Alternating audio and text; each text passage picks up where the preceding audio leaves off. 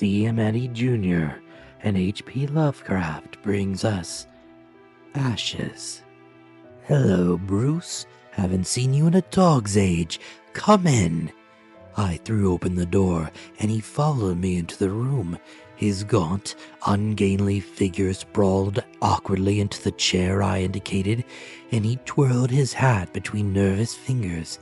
His deep-set eyes wore a worried, hunted look, and he glanced furtively around the room as if searching for a hidden something which might unexpectedly pounce upon him.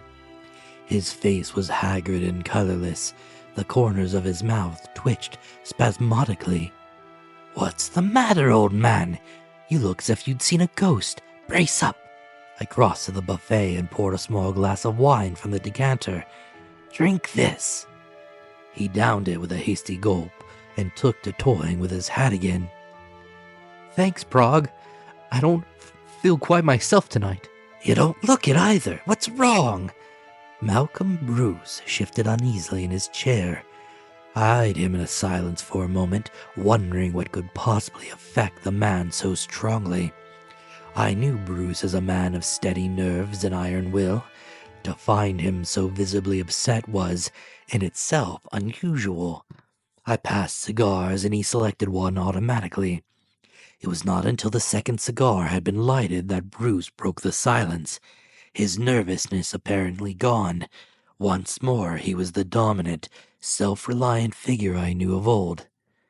"Prague," he began, "I've just been through the most devilish, gruesome experience that ever befell a man. I don't know whether I dare tell it or not, for fear you'll think I've gone crazy, and I wouldn't blame you if you did. But it's true, every word of it." He paused dramatically and blew a few rings of smoke in the air. I smiled. Many a weird tale I had listened to over that self-same table. There must have been some kink in my personality that inspired confidence, for I had been told stories that some men would have given years of their life to have heard. And yet, despite my love of the bizarre and the dangerous, and my longing to explore far reaches of his little-known lands, I'd been doomed to a life of prosaic, flat, uneventful business. "Do you happen to have heard of Professor Van Allister?" asked Bruce. "You don't mean Arthur Van Allister?" "The same. Then you know him." "I should say so. Known him for years, ever since he resigned as professor of chemistry at the college so he could have more time for his experiments. Why, I even helped him choose the plans for that soundproof laboratory of his on the top floor of his home. Then he got so busy with his confounded experiments he couldn't find time to be chummy." "You may recall, Prague, that when we were in college together, I used to dabble quite a bit in chemistry." I nodded, and Bruce continued. "About 4 months ago, I found myself out of a job. Van Allister advertised for an assistant, and I answered. He remembered me from the college days, and I managed to convince him I knew enough about chemistry to warrant a trial. He had a young lady doing his secretarial work, a Miss Marjorie Purdy. She was one of those strict attention to business types, and as good-looking as she was efficient. She had been helping Van Allister a bit in his laboratory, and I soon discovered she took a genuine interest in puttering around, making experiments of her own. Indeed, she spent nearly all her spare time with us in the laboratory. It was only natural that such companionship should result in a close friendship, and it wasn't long before I began to depend on her to help me in the difficult experiments when the professor was busy. I never could seem to stump her. That girl took to chemistry as a duck takes to water. About 2 months ago, Van Allister had the laboratory partitioned off and made a separate workroom for himself. He told us that he was about to enter upon a series of experiments which, if successful, would bring him everlasting fame. He flatly refused to make us his confidants in any way, shape, or manner. From that time on, Miss Purdy and I were left alone more and more. For days at a time the professor would retire to the seclusion of his new workshop, sometimes not even appearing for his meals. That meant, too, that we had more spare time on our hands. Our friendship ripened. I felt a growing admiration for the trim young woman who seemed perfectly content to fuss around smelly bottles and sticky messes, gowned in white from head to foot, even the rubber gloves she wore. Day before yesterday, Van Allister invited us into his workshop. "At last I've achieved success," he announced, holding up for our inspection a small bottle containing a colorless liquid. "I have here what will rank as the greatest chemical discovery ever known. I'm going to prove its efficacy right before your eyes. Bruce, will you bring me one of the rabbits, please?" I went back into the other room and brought him one of the rabbits we kept, together with guinea pigs for experimental purposes. He put the little animal into a small glass box just large enough to hold it and closed the cover. Then he set a glass funnel in a hole in the top of the box, and we drew nearer to watch the experiment. He uncorked the bottle and poised it above the rabbit's prison. "Now, to prove whether my weeks of efforts have resulted in success or failure." Slowly, methodically, he emptied the contents of the bottle into the funnel, and we watched it trickle into the compartment with a frightened animal. Miss Purdy uttered a suppressed cry, and I rubbed my eyes to make sure that they had not deceived me. For in the case where there but a moment before there had been a live, terrified rabbit, there is now nothing but a pile of soft, white ashes. Professor Van Allister turned to us with an air of supreme satisfaction. His face radiated ghoulish glee, and his eyes were all alight with a weird, insane gleam. When he spoke, his voice took on a tone of mastery. "Bruce, and you too, Miss Purdy, it has been your privilege to witness the first successful trial of a preparation that will revolutionize the world. It will instantaneously reduce to a fine ash anything which comes into contact, except glass. Just think what that means. An army equipped with glass bombs filled with my compound could annihilate the world.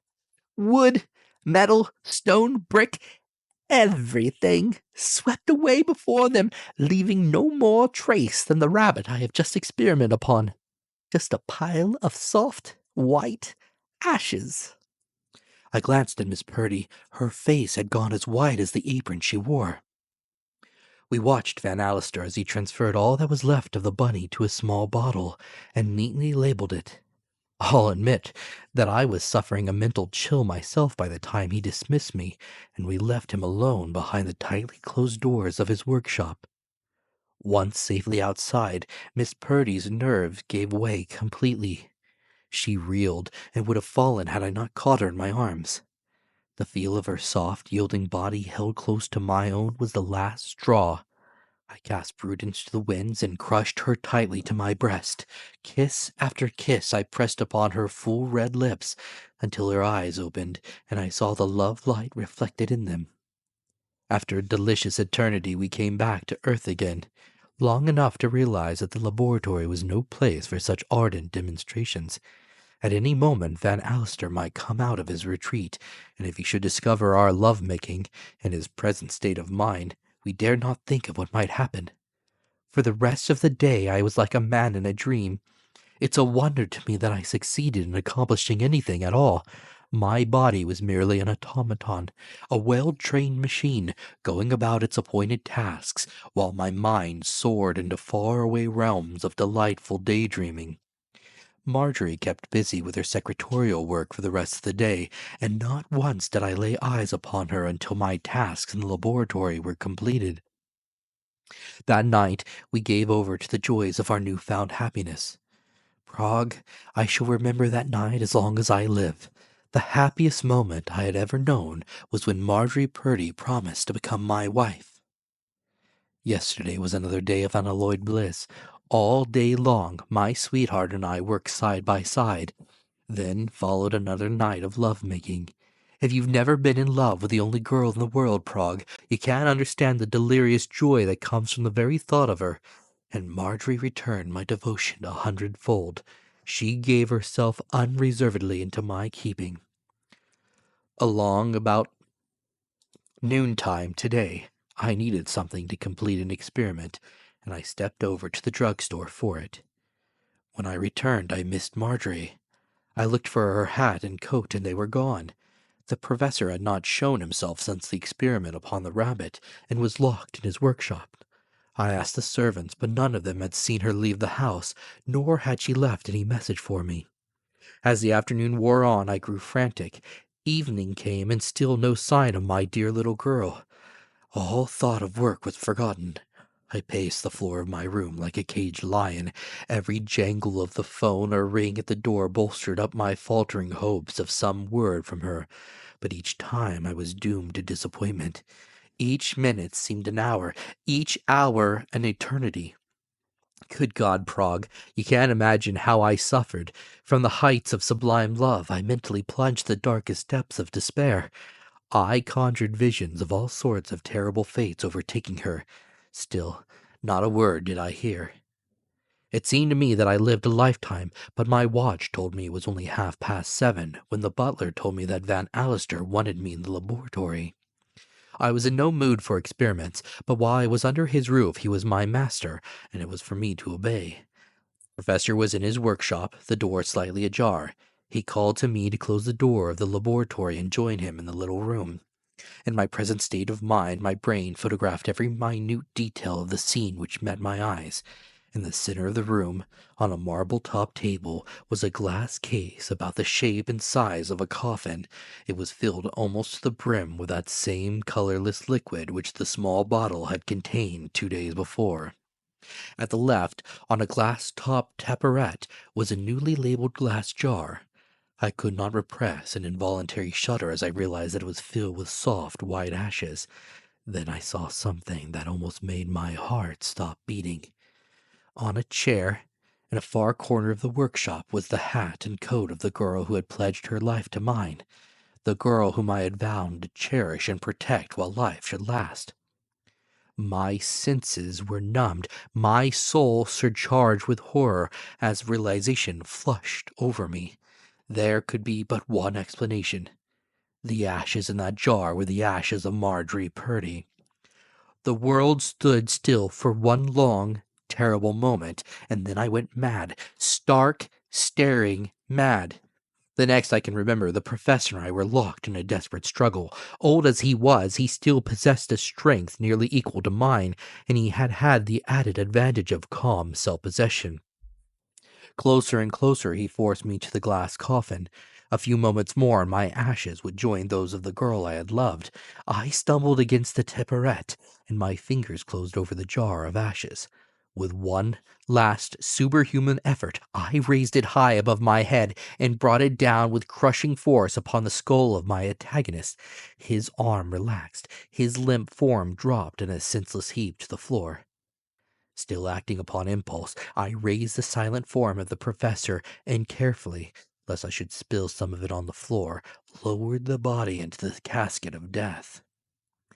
A moment and it was over. Professor and liquid both were gone, and in their place was a little pile of soft, white ashes.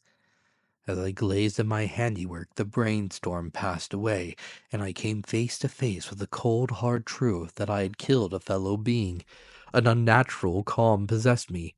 I knew that there was not a single shred of evidence against me, barring the fact that I was the last one known to be alone with the professor. Nothing remained but ashes. I put on my hat and coat, told the butler that the prisoner had left word he was not to be disturbed, and that I was going out for the evening. Once outside, all my self-possession vanished. My nerves were shot to pieces. I don't know where I went, only that I wandered aimlessly here and there until I found myself outside your apartment just a little while ago. Prague, I felt as if I must talk with someone, that I must unburden my tortured mind. I knew that I could trust you, old pal, so I've told you the whole story. Here I am. Do with me as you will. Life holds nothing more for me now that Marjorie is gone. Bruce's voice trembled with emotion and broke as he mentioned the name of the girl he loved. I leaned across the table and gazed searchingly into the eyes of the abject figure that slouched dejectedly in the big chair. Then I rose, put on my hat and coat, crossed to Bruce, who had buried his head in his hands and was shaking with silent sobs. "Bruce?" Malcolm Bruce raised his eyes. Bruce, listen to me. Are you sure Marjorie Purdy is dead? Am I sure that? His eyes widened at the suggestion, and he sat erect with a sudden start. Exactly, I went on.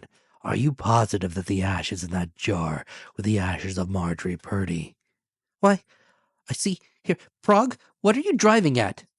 Then you're not sure. You saw that the girl's hat and coat in the chair, and in your state of mind, you jumped at conclusions. The ashes must be those of the missing girl. The professor must have made away with her, and all that. Come now, did Van Allister tell you anything? I don't know what he said. I tell you I went berserk, mad. Then you come along with me. If she's not dead, she must be somewhere in that house, and if she's there, we're going to find her. On the street, we hailed a taxi. In a few moments, the butler admitted us to Van Allister's home. Bruce led us into the laboratory with his key. The door of the workshop was still ajar. My eyes swept the room in a comprehensive survey. At the left, over near the window, was a closed door. I strode across the room and tried the knob, but it refused to yield. Where does that lead? Just an anteroom where the professor keeps his apparatus. All the same, the door's coming open, I returned grimly. Stepping back a pace or two, I planted a well-directed kick upon the door. Another, and still another, and the framework around the lock gave way. Bruce, with an inarticulate cry, sped across the room to a huge mahogany chest. He selected one of the keys on his ring, inserted it into the lock, and flung back the cover with trembling hands. Here she is, Prague. Quick, get her out where there's air. Together we bore the limp figure of the girl into the laboratory. Bruce hastily mixed a concoction which she forced between her lips. A second dose, and her eyes slowly opened. Her bewildered glance traveled around the room, at last resting on Bruce, with her eyes lighted with sudden, happy recognition. Later, after the first few minutes of reunion, the girl told us her story. After Malcolm went out this afternoon, the professor sent word to me to come into the workshop. As he often summoned me to do some errand or other, I thought nothing of it, and to save time took my hat and coat along. He closed the door of the little room, and without warning, attacked me from behind. He overpowered me, tied me hand and foot. It was needless to gag me. As you know, the laboratory is absolutely soundproof. Then he produced a huge Newfoundland dog he had secured from somewhere or other, reduced it to ashes before my eyes, and put the ashes in a glass jar that was on a taparet in the workshop. He went into the anteroom, and from the chest where you found me, took out the glass casket. At least it seemed a casket to my terror-stricken eyes. He mixed enough of his horrible liquid to fill it almost to the brim. Then he told me that but one thing remained, that was, to perform the experiment upon a human being. She shuddered at the recollection. He dilated a length upon what a privilege it would be for anyone to sacrifice his life in such a manner, for such a cause. Then he calmly informed me that he had selected you as the subject of his experiment, and that I was to play the role of witness. I fainted. The professor must have feared some sort of intrusion, for the next I remember is waking inside the chest where you discovered me. It was stifling. Every breath I took came harder and harder. I thought of you, Malcolm, thought of the wonderful, happy hours we had spent together the last few days. I wondered what I would do when you were gone. I even prayed that he would kill me, too. My throat grew parched and dry. Everything went black before my eyes. Next, I opened them to find myself here with you, Malcolm. Her voice sank to a hoarse, nervous whisper. Where's the professor? Bruce silently led her into the workshop. She shivered as the coffin of glass came within her range of vision. Still silently, he crossed directly to the casket, and taking up a handful of the soft, white ashes, let them sift slowly through his fingers.